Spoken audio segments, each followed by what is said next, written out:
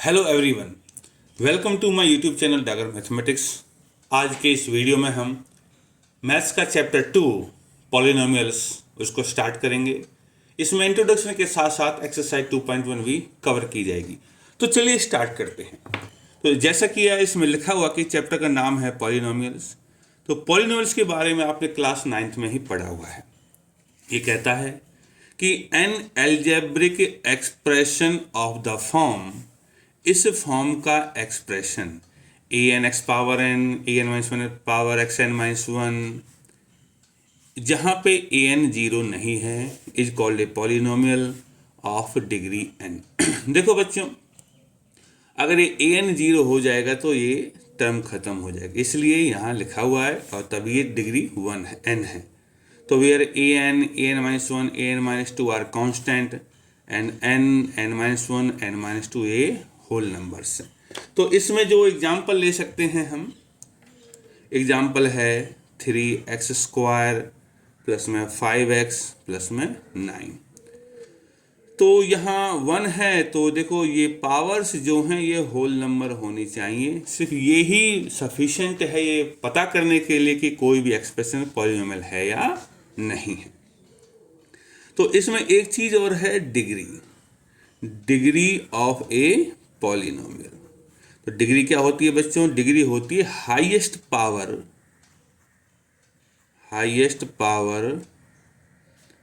Of variable in A polynomial. तो जैसे example में हमने ऊपर लिखा हुआ है 3x² प्लस में 5x प्लस में 9। तो इसमें जो हाईएस्ट पावर है 2 है, क्योंकि यहाँ की जो पावर है 1, तो ऑब्वियसली 2 बड़ा होता है। तो इस केस में डिग्री जो है हमारी वो है 1, सॉरी डिग्री है 2। तो डिग्री के बेस पर हमने पॉलिनोमियल्स को क्लासीफाई किया हुआ है। तो यहाँ लिख सकते हैं डिग्री और यहाँ पे है टाइप। तो बच्चों, अगर डिग्री 0 होती है तो हम उसको बोलते हैं कांस्टेंट पॉलिनोमियल। डिग्री अगर 1 है तो नाम है लीनियर पॉलिनोमियल। डिग्री अगर 2 है तो क्वाड्रेटिक पॉलिनोमियल, और डिग्री 3 है तो क्यूबिक पॉलिनोमियल। इनके एग्जाम्पल भी दे सकते हैं। लाइक 3 है, लीनियर हो गया 3x, क्वाड्रेटिक हो गया 3x² और क्यूबिक हो गया 3x पावर 3।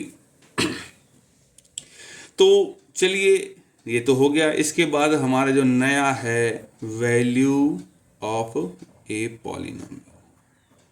देखो बच्चों, अगर कोई भी पॉलिनोमियल px है हमारे पास, तो अगर हमें इसकी वैल्यू निकालनी है वैल्यू एट 2, तो आंसर होगा p ऑफ 2। ये कैसे मिलेगा? ये मिलेगा रिप्लेस x बाई 2। ठीक है। तो ऐसे ही वैल्यू अगर इसको जनरलाइज करूं वैल्यू एट k, तो ये हो जाएगा p ऑफ k। सेम हमने किया है, x को किससे रिप्लेस कर दिया? k से। तो बच्चों, एक समय ऐसा आएगा कि जब ये वैल्यू 0 भी हो जाएगी। तो नया टॉपिक जो है न, zero polynomial, zero of a polynomial. तो बच्चों, इसमें क्या है कि a number k will be called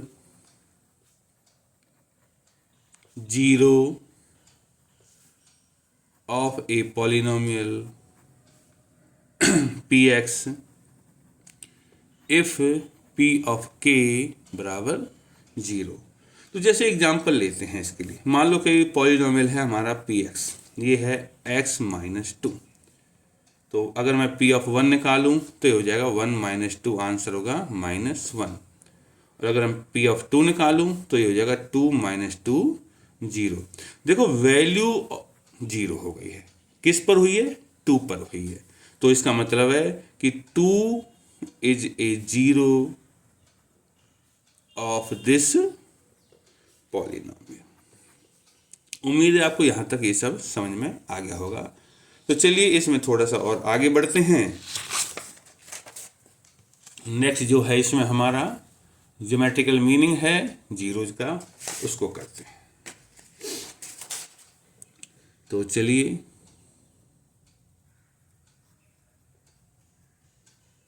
geometrical meaning of zeros of a polynomial. ठीक है बच्चों, एक्चुअल में क्वेश्चन यहीं से आते हैं। तो ये है क्या ज्योमेट्रिकल मीनिंग, इसके बारे में चलिए शुरू करते हैं। अगर मैं कोई पॉलिनोमियल ले लेता हूँ पी एक्स जो कि लीनियर है, ए एक्स प्लस में बी। लीनियर क्यों है? क्योंकि यहाँ पे जो डिग्री है वो 1 है, लेकिन डिग्री 1 है तो हमें साथ में ए नॉट इक्वल टू 0 भी लिखना पड़ेगा। तो इसमें हम क्या करते हैं, y को पी एक्स के बराबर ले लेते हैं। तो हमारा ये बदल जाता है y equal to A X plus में b। और बच्चों क्लास 9th में आपने इसका ग्राफ बनाया हुआ है, तो इसका ग्राफ जो आएगा वो कुछ इस तरह से आएगा। ये x एक्सिस है, ये y एक्सिस है। जब ग्राफ इस तरह से आ रहा है और ये देखो, हमें px को 0 करना है, मतलब इसकी वैल्यू 0 होनी चाहिए। px है y के बराबर, मतलब कि y 0 होना चाहिए। और y 0 बच्चों कहाँ होता है, y इज 0 कहाँ होता है, एट x एक्सिस। तो हमें सिर्फ ये देखना है कि ये जो ग्राफ है ये x एक्सिस को कहाँ काटता है, यहाँ पर काट रहा है, एक ही जगह काट रहा है। और इस जगह पे y की वैल्यू 0 होगी, तो मतलब है कि इसकी जो नंबर ऑफ जीरोज होंगे कितने होंगे, 1 होंगे। और यहाँ पे मैं आपको एक बात बताना चाहूँगा कि number of zeros equal two degree. जितनी डिग्री होती है उतनी ही जीरोज होती हैं पॉलिनोमियल की। ये लीनियर पॉलिनोमियल है, इसकी डिग्री 1 है तो इसकी 0 भी 1 है, क्योंकि इसका ग्राफ एक्स एक्सिस को एक ही पॉइंट पर इंटरसेक्ट करेगा। अगर हम दूसरा पॉलिनोमियल लेते हैं क्वाड्रेटिक, ठीक है, तो क्वाड्रेटिक पॉलिनोमियल होगा हमारा ए एक्स स्क्वायर प्लस में बी एक्स प्लस में सी। यहाँ पे बच्चों हमें ए नॉट इक्वल टू 0 लिखना होगा, क्योंकि अगर ये ए 0 हो गया तो ये टर्म भी कैंसिल हो जाएगी, और जब टर्म कैंसिल होगी तो एक्स स्क्वायर होगा ही नहीं, और एक्स स्क्वायर नहीं होगा तो ये क्वाड्रेटिक नहीं होगी। यहाँ पे बच्चों मैं थोड़ा सा बताना चाहूँगा कि अगर किसी भी क्वाड्रेटिक पॉलिनोमियल में a ग्रेटर देन 0 है तो इसका ग्राफ हमेशा अपवर्ड डायरेक्शन में बनेगा, और अगर a लेस देन 0 है तो इसका ग्राफ डाउनवर्ड डायरेक्शन में बनेगा। कई बार CBSE में ये 1 नंबर का क्वेश्चन पूछ लिया जाता है कि अगर ग्राफ अपवर्ड है तो a कैसा होना चाहिए, पॉजिटिव होना चाहिए या नेगेटिव होना चाहिए, क्या होना चाहिए। तो यहाँ से बच्चों हमारे 3 केस आते हैं। केस नंबर 1 कि अगर हम इसका ग्राफ बनाएं तो ग्राफ हो सकता है एक्स एक्सिस को 2 पॉइंट पर इंटरसेक्ट करे, अपवर्ड वाला भी और डाउनवर्ड वाला भी। और केस 2 है हमारा, इसमें हो सकता है, ये तो एक केस है। दूसरा केस है कि हमारा जो ग्राफ है अपवर्ड डायरेक्शन वाला, और डायरेक्शन इसका नाम होता है पैराबोला। ये भी पैराबोला है। तो हो सकता है ये ग्राफ एक्स एक्सिस को टच करता हुआ आने के लिए, और डाउनवर्ड वाला भी हो सकता है टच करता हुआ आने के लिए, ठीक है। और जो केस नंबर 3 है हमारा, इसमें जो ग्राफ बनेगा हो सकता है वो ऐसा बने, टच ही ना करे, या ऐसा बने। तो बच्चों इस केस में जो नंबर ऑफ जीरोज होगा वो कितना होगा, वो 2 हो जाएंगे, क्योंकि ये एक्स एक्सिस को 2 पॉइंट पर कट करता है। और इस केस में ये एक्स एक्सिस को सिर्फ टच करता है, तो नंबर ऑफ जीरोज क्या होंगे, देखा जाए तो जीरोज 1 होंगे क्योंकि एक ही पॉइंट पे टच करता है। लेकिन एक क्वाड्रेटिक पॉलिनोमियल है तो इसकी जीरोज 2 होनी चाहिए क्योंकि इसकी डिग्री 2 है। तो इस केस में जो जीरोज होती हैं वो रिपीटेड होती हैं, मतलब कि दोनों जीरो सेम होती हैं, जैसे 1 1 2 2 इस तरीके से। और केस 3 में यहाँ पे टच ही नहीं कर रहा है एक्स एक्सिस को, तो इसका मतलब ये है कि इसकी नंबर ऑफ जीरो 0 होनी चाहिए।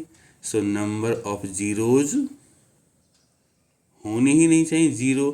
लेकिन ये तो फिर वो बात हो गई कि डिग्री 2 है तो इसकी 2 जीरो होनी चाहिए। तो बच्चों इसके लिए एक्चुअल में होता क्या है कि ये क्लास 11th में इसकी 2 जीरो आप फाइंड करोगे।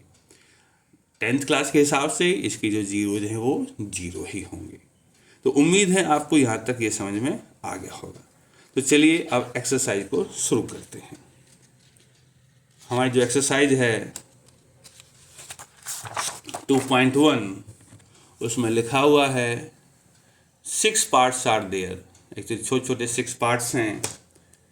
तो इसमें लिखा है the graphs of px are given below for some polynomial px find the number of zeros in each case.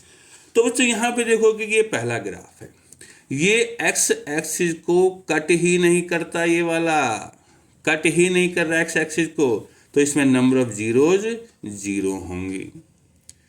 Second वाले में देखो ये एक्स एक्सिस को इस जगह पर कट कर रहा है, इसका मतलब है इसकी नंबर ऑफ जीरोज 1 होंगी।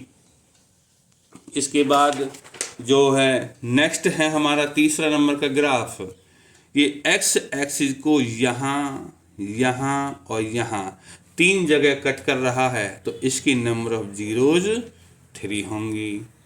नेक्स्ट जो पार्ट है ये एक्स एक्सिस को 1 और 2 जगह कट कर रहा है, तो नंबर ऑफ जीरोज 2 होंगी।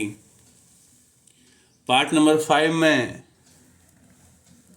ये एक्स एक्सिस को 1 2 3 4 जगह कट कर रहा है, तो नंबर ऑफ जीरोज 4 हैं। और 6th पार्ट में ये एक्स एक्सिस को 1 2 3 जगह कर रहा है, तो नंबर ऑफ जीरोज इसकी 3 हैं। तो बच्चों इसी के साथ हमारा ये टॉपिक ख़त्म हुआ और हमारी एक्सरसाइज 1.1 ख़त्म हो गई। नेक्स्ट एक्सरसाइज के लिए अगले वीडियो का इंतज़ार कीजिए। तब तक के लिए धन्यवाद।